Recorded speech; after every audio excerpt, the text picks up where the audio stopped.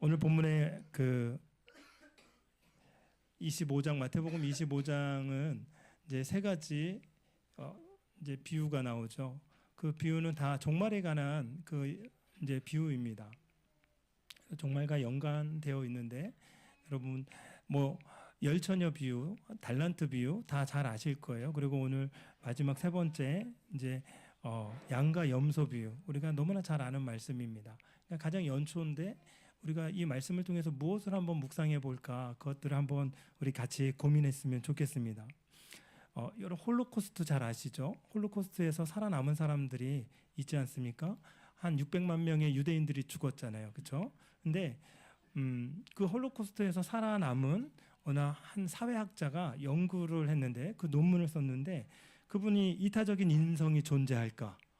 사람에게 이타적인 인성이 존재할까? 근데 이분은 어떻게 살아남았냐 하면 그 홀로코스트에서 부모님의 친구들이 이분을 살려줬어요. 이분을 이렇게 도와줘서 살아났다고 합니다. 그분이 세무얼 올리너라는 그 사람인데 미국 캘리포니아 사회학자라고 합니다. 근데 이분이 이타적인 인성이 존재할까라는 그 주제를 가지고 평범한 사람들의 비범한 행동이라는 논문을 썼습니다.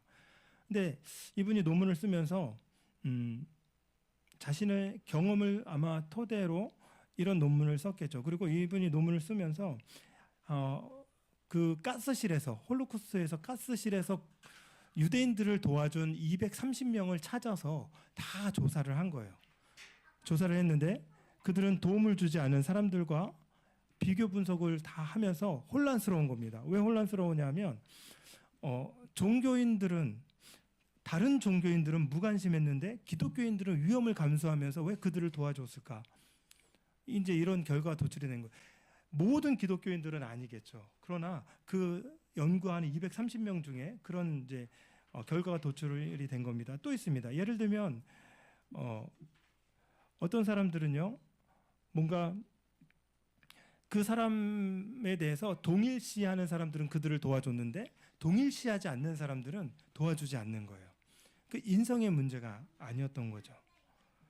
그래서 이분이 그냥 뭔가 특별한 것이 있나라는 그런 연구를 진행을 하면서 두 가지 좀 특별한 부분을 이제 발견했다고 합니다. 첫째는 도움을 준 사람 중에 도덕심이 투철한 그 부모 중에 한 부모라도 도덕심이 투철하면 그분과 자기 부모와 이 도움을 준 사람이 동일시하는 그런 현상이 있었다고 하고요. 그래서 도와주는 거죠. 두 번째는 도움을 준 사람은 조금 더 남의 입장에서 생각하는 사람이었다고 합니다.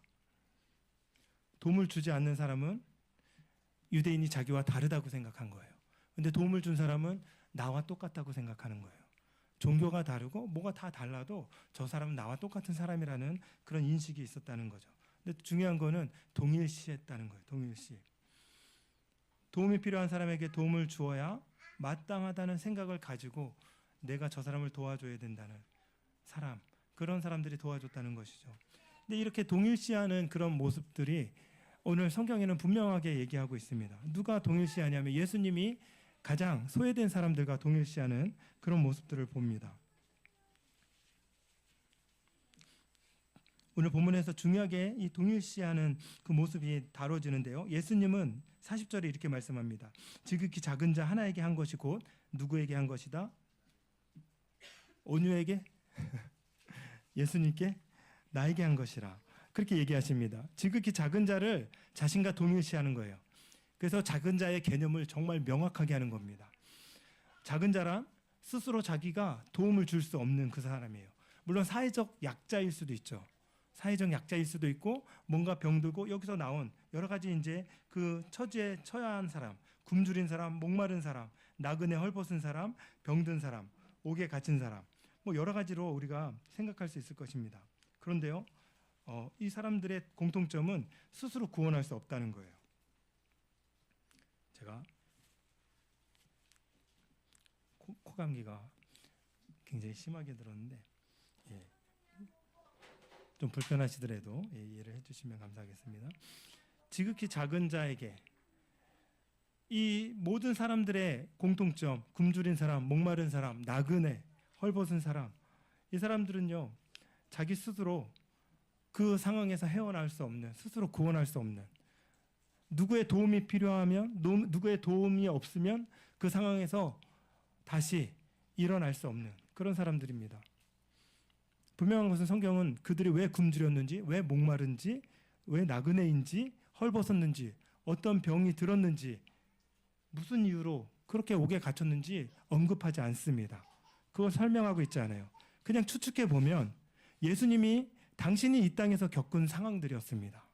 또 저렇게 소외되고 외면당했던 사람들은 가장 많이 도와주셨던 분, 그분이 예수님이셨습니다. 그리고 그들 곁에서 그들을 생활하신 그분이 예수님이셨죠. 그가 사람들의 연약함을 담당한 그 이유가 마태복음 우리가 8장 17절에 있는데 제가 읽어드리겠습니다. 이는 선지자 이사야를 통하여 하신 말씀에 우리의 연약한 것을 친히 담당하시고 병을 짊어지셨다 함을 이루려 하심이더라. 인간이 겪는 모든 아픔을 예수님도 똑같이 겪으셨다는 거죠. 그러니 사람들의 아픔을 외면하지 않고 동일시하는 것, 이것이 예수님이 가지신 예수님의 가장 큰 특징인 것입니다. 왜 동일시했냐? 우리가 잘 아는 거잖아요. 그들을 사랑하기 때문입니다. 여러분, 우리 자녀들이 아프잖아요. 그러면 내가 아프고 싶어해요. 몸은 안 아픈데 마음이 너무 아파요.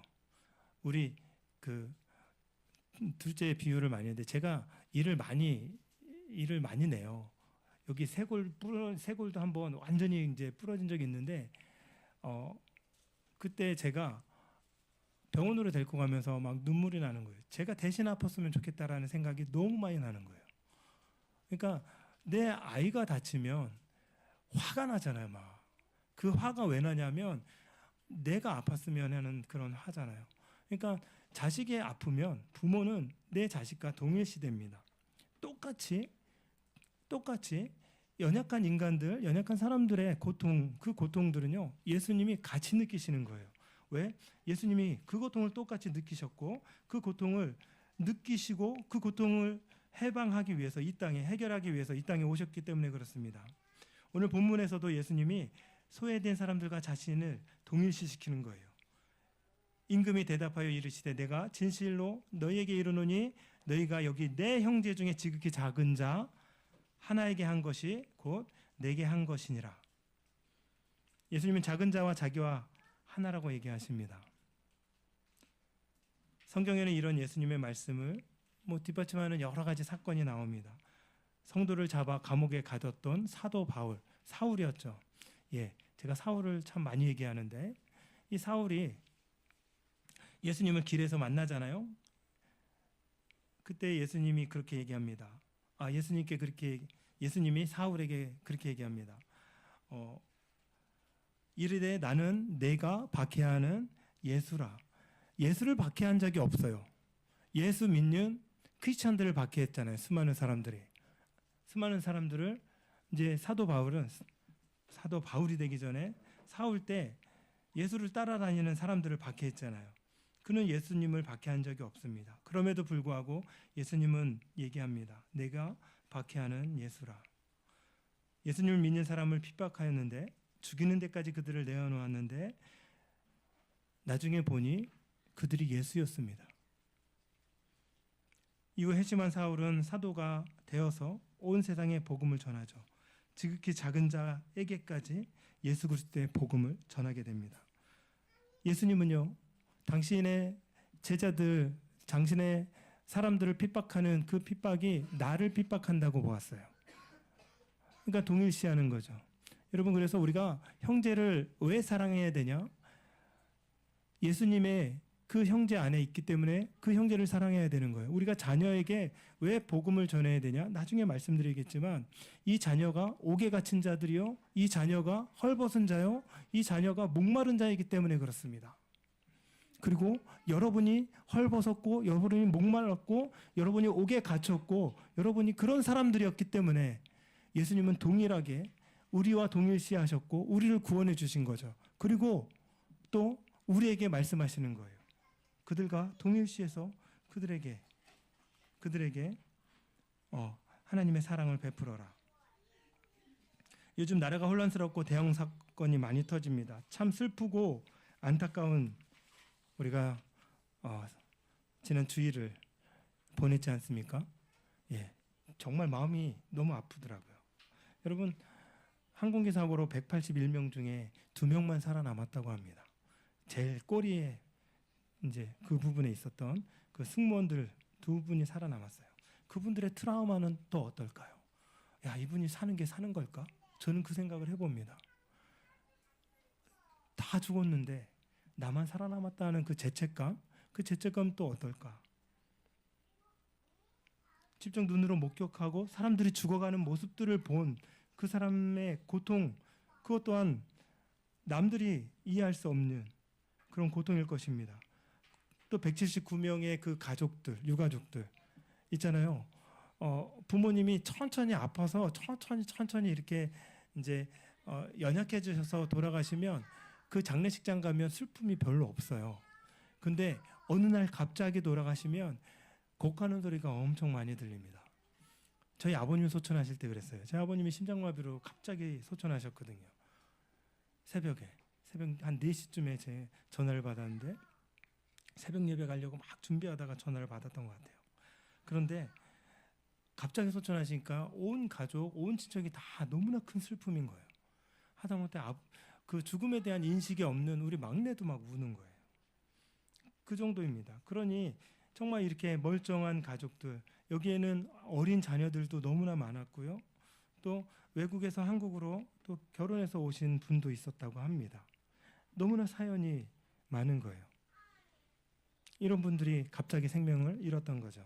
몇 년 전에도 이태원에서 그 할로윈 축제로 인해서 많은 청년들이 숨을 거뒀지 않습니까? 너무나 안타까운 거예요. 근데 그때 사람들이 얘기하는 거예요. 울분을 토해내는 거예요. 하나님이 살아계시면 어떻게 이런 일이 있을 수 있는 거예요? 하나님이 살아계시면 왜 이런 사람들이 이렇게 죽음이 갑자기 올 수 있고 이 수많은 사람들이 왜 죽어야 되냐? 이것 때문에 하나님을 욕하는 사람들이 많은 거예요. 물론 그렇게 따져 물을 수도 있습니다. 신앙이 있어도 우리 가족이 그랬다면 그렇게 따져 물을 수 있을 거예요. 근데 하나님이 저에게 주셨던 메시지는 너무나 분명했습니다. 내가 우는 자들과 함께 울라. 하나님이 살아계심을 네가 보여주라. 크리스찬들, 너희 믿음의 사람들 네가 보여줘라. 그게 하나님이 말씀하시는 거예요. 예수님께서 옥에 갇힌 사람들을 직접 가서 도와주시지 않았어요. 그들에게 직접 가서 물을 주시지 않았어요. 심판의 때에 얘기하는 거예요. 언제 우리가 그랬습니까? 작은 자 하나에게 한 것이 곧 내게 한 것이니라. 당신의 백성들을 통해서 주님이 하고 싶은 일이 그 일인 거예요. 자신의 살아있음을, 예수 그리스도가 살아있음을 아직도 이 시대에 가장 슬퍼하는 사람들과 함께하고 있음을 너희들을 통해서 증명하라는 것이죠. 그런 삶을 너희가 살아왔다라고 얘기하는 것입니다. 오른편에 있는 사람들은요, 그저 예수 믿는 사람이라 그냥 내가 예수님 믿기 때문에 베풀었던 작은 선, 그 선을 했을 뿐인데 창세로부터 너희를 위하여 예비된 나라를 상속받으라고 얘기합니다. 예수 믿는 사람으로서 어쩌다 베푼 선행 때문에 하나님 나라의 복을 받는 거예요. 오른쪽에 있는 사람들입니다. 예. 아까 읽었지만 그들이 베푼 선행은 줄일 때 먹을 것을 주었죠. 목마를 때 마시게 했죠. 나그네 되었을 때 영접했죠. 헐벗을 때 옷을 주었죠. 입혔죠. 병들었을 때 돌보았죠. 옥에 갇혔을 때 와서 보았죠. 줄일 때, 목마를 때, 나그네 되었을 때, 헐벗을 때, 병들었을 때, 옥에 갇혔을 때 예수님이 자신을 도와주었다. 이렇게 하며 칭찬하는 겁니다. 예. 제가 초반에 말씀드린 것처럼 이 사람들의 공통적인 특징은 스스로 구원할 수 없는 그런 처지에 놓인 사람들입니다. 자신에게 도움을 줄 수 있는 이웃이 필요한 사람들입니다. 양들은 누구도 이웃이 되기 싫어하는 그 사람들의 이웃이 되었습니다. 하나님 사랑과 이웃 사랑, 그것은 예수님의 명령이고 율법의 완성입니다. 예수님께서 율법을 완성하러 오셨기 때문에 예수님을 믿는 성도들에게 이런 삶은 율법을 완성하는 믿음의 삶인 것입니다. 물론 예수님의 율법의 완성은 십자가에서 완성이 되었습니다. 그 십자가의 은혜를 경험한 사람들이 이렇게 주님이 그들을 통해서 행하시는 그런 선을 행해야 된다는 것이죠. 그들은 그저 도왔을 뿐인데 예수님이 자신을 도왔다는 겁니다. 대박. 여러분 대박난 인생 사시길 축복합니다. 2025년 여러분 대박난 인생 살았으면 좋겠습니다. 힘들고 어려운 사람들이요, 지나치지 마시고 그들을 도와주는, 그들에게 하다못해 정말 마음으로 정말 다가갈 수 없는 상황이라면 그들을 위해서 정말 기도하는 마음을 다해서 기도하는 그런 마음도 있었으면 좋겠습니다. 도움을 통해 아파하는 사람들과 자신을 동일시하는 그것이 예수님과 동일시하는 지름길입니다. 여러분 예수님을 만날 수 있는 방법, 그것을 짐작하셨습니까? 예수님이 원하시는 선행의 기준, 그것을 다시 한번 우리가 살펴봤으면 좋겠는데요. 임금이 대답하여 이르되 40절 보니까 내가 진실로 너희에게 이르노니 너희가 여기 내 형제 중 지극히 작은 자 하나에게 한 것이 곧 내게 한 것이라 하시고, 여러분에게 작은 자는 누구입니까? 여러분의 도움이 필요한 사람들은 누구입니까? 그들을 여러분이 그들에게 행하는 그 행함이, 선이 바로 예수님을 만나는 것이라고 오늘 말씀하고 있습니다. 지극히 작은 자는 키가 작고 나이가 어린 그런 아이들이 아닐 겁니다. 사람들의 관심 밖에 있고 보잘것없는 그 사람으로 여겨지는 그런 사람들 것입니다. 만약 우리 자녀들이 방치된다면 그 아이들이 지극히 작은 자겠죠. 이 아이들이 말씀에서 방치되고 복음에서 방치되고 믿음의 이 삶에서 방치된다면 그 아이들이 지극히 작은 자겠죠. 제가요 20대 초반에 그때는 대학도 못 들어가고 취직도 못 하고 있을 텐데 제가 대학을 6년이나 늦게 들어갔습니다. 그때 이제 음대를 들어갔으니 얼마나 고생했겠어요. 예. 대지단이 두꺼비 손으로 클래식 악기를 하려니까 너무 힘들었는데, 그렇게 이제 6년이나 늦게 들어갔는데 그 전에 이제 백수였었죠. 군대 가기 전이었던 걸로 기억하는데 저희 집도 거의 쓰러져가는 집이었어요. 그런데 저한테 용돈이 조금 있었습니다. 한 30년 전이니까 30년 전에 한 5천 원 정도 있었던 것 같아요. 그걸로 꽤 쓸 수 있어요. 그래도 뭐 커피 한 두세 잔 마실 수 있는. 근데 거기가 제 집이 약간 이제 외지고 바로 산 밑에 있는 집인데 그 제가 방 안에 있고 바깥에 누가 온 인기척이 있는 거예요. 거기는 누가 올 수 있는 그런 게 아닌데, 그리고 거기는 마을이잖아요. 옛날에는 마을 사람들을 다 알아요. 동네 사람들을. 근데 문을 열고 딱 보니까 어떤 할머니가 서 계시는 거예요. 그래서 할머니가 돈을 좀 달라고. 순간 제 마음에 갈등했습니다. 이거를 드려야 되나? 말해야 되나? 있는데 없다고 하면 거짓말인데 그런 생각이 딱 드는 거예요. 그런데 그 돈을 다 드렸어요. 뭐 그냥 5천 원짜리 한 장이니까. 할머니가 그냥 고맙다고 그냥 사라진 거예요. 근데 그 이후로는 그 할머니를 다 한 번도 본 적이 없습니다. 단 한 번도 본 적이 없는데 이제 지나 보니까 그분이 예수님이었나? 저만의 그런 해석이 딱 되는 거예요. 그분이 예수님이었나? 근데 그런 경험들을 종종 합니다. 얼마 전에도 우리 교회도 누가 왔었거든요. 제주도에서 청년이 왔어요. 젊은 청년인데 서울에 있는 대학생이에요. 근데 휴학을 하고 제주도에 갔다가 이제 돈을 벌기 위해서, 학비를 벌기 위해서 다시 조금 일찍 올라온 거예요. 그래서 요 강동구에 본인이 그 일용직을 하고 있대요. 근데 잠잘 데가 없는 거예요. 저기 절에 갔어요. 절에 갔는데 밥은 먹여주는데 잠은 못 재워준다. 그래서 저 검단산 쪽에 갔다가 이제 걸어서 오는 거죠. 걸어서 와서 저쪽 성당에 갔는데 성당에서도 잠을 못 재워준다는 거예요. 근데 어떻게 그때는 여기 불도 꺼져 있었거든요. 근데 우리 교회에 와갖고 저한테 여기서 하룻밤만 재워달라는 거죠. 그래서 제가 여기서는 잠을 재워줄 수가 없습니다. 이렇게 말을 하니까 이제 바로 가려고 하더라고요. 그래서 제가 붙들었어요. 그러면 제가 하루 호텔을 잡아드리겠다고. 지금 일하고 있는 데가 강동구 뭐 어디라고 얘기하더라고요. 그래서 그 근처에 본인이 조금 머물렀던 그 호텔 이름을 대더라고요. 굉장히 저렴한데 괜찮았나 봐요. 그래서 그 하루 이렇게 제가 이제 끊어줬습니다. 근데 그냥 그 청년은 그렇게 하고 간 거예요. 신앙이 있는 청년이 아니고 믿음이 전혀 없는 청년이에요. 그러면서 이제 제가 힘들 때 기도하라고 했나 어떤 복음을 전하긴 했던 것 같아요. 그리고 그분을 부담 주지 않기 위해서 그냥 바로 보냈습니다. 보냈는데 그 위에 곰곰이 생각해 보니까 그 사람이 저에게는 예수였던 거죠. 여러분, 우리 삶 속에 갑자기 찾아오는 주님을 만날 기회가 많다는 거예요. 예, 개척교회 하면 더 많아집니다. 예, 전화가 많이 와요. 예, 돈 달라고. 예, 제가 상황을 보고 어떨 땐 보내주고 어떨 땐 안 보내줍니다. 왜? 그 돈으로 술 먹는 사람들이 있거든요. 그래서 그것도 지혜롭게 해야 되지만 정말 어느 순간에 내 앞에 주님이 계실 때가 있는 거예요. 이 말씀을 통해서 우리가 본다 그러면 우리의 도움이 필요한 모든 사람들, 스스로 자기 상황을 극복할 수 없는 그 모든 사람들, 그런 사람들이 바로 주님이 그런 사람들을 도울 때 주님은 말씀하시는 것입니다. 지극히 작은 자 하나에게 한 것이 곧 내게 한 것이다. 이렇게 얘기하는 거예요. 성경에 보면 왼쪽에 있는 염소처럼 심판을 받는 사람들도 있다고 합니다. 그런데요, 이 말씀은 심판을 받는 두려운 말씀이 아니라 우리에게 주님께 대하듯 사람들에게 대할 때 하나님이 주시는 영원한 보상에 대해서 우리에게 말씀하시는 겁니다. 주님의 심판은요, 그들을 돕기 위한 행동을 했느냐, 행하지 않았느냐, 이것이 아니에요.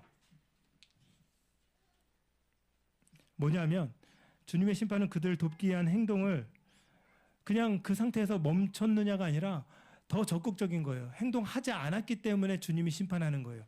아무 일도 안 했다고 그걸 악이라고 아무 일도 하지 않은 것을 악이라고 얘기하는 거예요. 굉장히 적극적인 거죠. 왜냐하면 그들은 도움이 필요한데 나는 가만히 있었어. 저들에게 뭔가 나쁜 일을 하지 않았는데도 내가 가만히 있었다 그러면 이건 악인 거예요. 왜? 저들의 필요를 우리가 채워주지 않았기 때문에. 여러분, 그래서 악은 선의 결핍이라고 얘기합니다. 오늘 본문에서 책망받은 사람들은요, 우리가 생각하는 그런 악을 행한 적이 없어요. 그들은 단지 선을 행하지 않았을 뿐입니다. 이게 굉장히 우리가 주목해야 되는 거예요. 그러나 예수님의 악의 정의는 악한 행동을 하지 않은 것이 아니라 선을 행하지 않은 것. 이게 예수님의 악의 정의인 거예요. 악의 형태에 적극적으로 가담하지 않은 것. 선에 가담하지 않은 것. 예, 그것이 악이라는 것이죠. 남들의 고통을 보고만 있는 것, 이게 악이라는 거예요. 본문에서 정확하게 저주를 받은 자라고 평가합니다. 그래서 C.S. 루이스가 뭐라고 얘기하냐면 이것을 묵인하는 죄라고 얘기합니다. 묵인하는 죄. 여러분, 누군가의 고통을 묵인한다면 그것이 우리에게 죄가 된다는 거죠. 이 묵인한다는 말은 아무 말도 하지 않고 승인하다, 이런 의미가 있습니다. 보고도 모른 채하고 그냥 넘어간다, 이런 의미가 있습니다. 여러분, 살다 보면 참 그런 경우 많잖아요. 묵인하는 죄. 예, 아무 말 하지 않고 승인하는 거예요. 그들의 고통이 그대로 있도록 승인하는 행위입니다. 개역개정에서는 방임은 방치하거나 무시하는 것을 말한다고 합니다. 개역개정에서는 이 묵인을 방임이라고 얘기하거든요. 이 방임의 시작은 또 사랑 없음, 거기에서 시작이 됩니다. 왜죠? 사랑의 반대는 미움이기 때문인가요? 그렇지 않습니다. 사랑의 반대는요, 무관심이기 때문에 그렇습니다. 그래서 성경은 무관심이 죄다 얘기하는 거예요. 고통받는 사람이 있는데 무관심이 죄다. 이 땅에 살면서 무관심은 죄가 아닙니다. 그러나 성경은 정확하게 말하고 있습니다. 무관심이 죄다. 그래서 주님이 얘기하는 거예요. 내 몸과 같이 사랑하라. 이 계명, 그 계명을 우리에게 주시는 거예요. 여러분, 옆에 있는 지체의 고통을 보고요, 거기에 관심이 없다면 그것이 성경은 죄라고, 악이라고 얘기를 합니다. 그들을 위해서 우리가 기도하는 이유가 무엇일까요? 그들을 위해서 주님이 우리의 기도를 필요로 하시기 때문에 그렇습니다. 예수님께서는 선행자와 이 방임자들을요, 반드시 심판하러 오십니다. 오늘 본문에서 예수님께서 심판하는 장면이 보여지는 거예요. 오른편에 있는 양, 왼편에 있는 염소, 묵인했던 사람들, 지극히 작은 자 하나에게 도움을 주었던 사람들. 여러분은 어디에 있는 사람들이죠? 예, 당연히 도움을 주는 믿음의 사람들인 줄로 믿습니다. 그런데요, 제가요 이 말씀을 보면서 이사야 말씀이 생각났어요. 이 말씀이 그냥 선행에만 국한된 말씀일까? 여러분 한번 고민해 보신 적 있으세요? 그냥 선만 하면 우리가 천국에 갈 수 있는 그런 말씀일까? 예, 제가 찾아보니까 신학자들이 그 말씀과 연결한 사람이 없어요. 그래서 그냥 제가 묵상하다가 생각이 난 말씀인데 이사야 61장 1절 2절에 주 여호와의 영이 내게 임하셨으니 이는 여호와께서 내게 기름을 부으사 가난한 자에게 아름다운 소식을 전하게 하려 하심이라. 나를 보내사 마음이 상한 자를 고치며 포로된 자에게 자유를, 갇힌 자에게 노임을 선포하며 여호와의 은혜의 해와 우리 하나님의 보복의 날을 선포하여 모든 슬픈 자를 위로하되. 이 말씀이 바벨론 포로 후기에 이제 바벨론 포로에서 돌아오는 그 유대 민족들, 그 민족들을 향한 말씀입니다. 그들에게 주신 말씀이지만 이 말씀이 또 예수님의 사명, 그 사명을 확증하는 말씀입니다. 그래서 누가복음 4장에 누가가 예수님이 사역을 시작하면서 공생애를 시작하면서 이사야의 예언을 선포합니다. 이 말씀에 의하면요, 예수님의 관심은 인간의 모든 문제에, 그 모든 문제에서 완전한 해방, 완전한 자유, 그것을 위해서 오신 거예요. 슬픈 자의 위로자가 되는 게 예수님의 관심입니다. 근데 우리가 원하는 방법대로 위로하고 자유케 하신 것, 그것을 넘어서 영원히 지속되는 자유, 영원히 지속되는 위로, 이것을 예수님께서 원하셨다는 거죠. 처지가 너무나 비슷한 거예요. 갇힌 자, 상한 자, 포로된 자, 이런 자들에게 위로해 주시는, 구원해 주시는, 그들을 자유케 하시는 그 주님, 그 주님의 목적이 있었다는 것이죠. 그리고 제자들에게 말씀하는 거예요. 내가 내게 분부한 모든 것을 가르쳐 지키게 하라. 예수님은 제자들이 예수님을 닮고 예수님이 하신 그 사역을 감당하기 원하셨다는 거예요. 그래서 지상 명령으로 모든 걸 가르쳐 지키게 하라 이렇게 얘기합니다. 그것이 무엇입니까? 아름다운 소식입니다. 오늘 말씀과 연결해 볼까요? 가장 소외된 사람들, 그런 사람들은 여러분의 도움이 필요한 사람들입니다. 그런데 이사야 61장의 말씀을 들어서 예수님께서는 가장 소외된 사람들을 가장 자유케 하기 원하시고 가장 영원한 해방을 주길 원하시는 거예요. 여러분이 전하는 선행, 그 선행으로 끝나는 것이 아니라 그 선행은요, 그 사람 당장 옷을 입혀주면 그 옷은 언젠간 해지고 그 사람 언젠간 죽게 되는 거예요. 그러면 여러분이 전하는 그 선행을 통해서 뭐가 흘러가야 되냐? 그들을 자유케 하는 것이죠. 그들을 해방하는 거예요.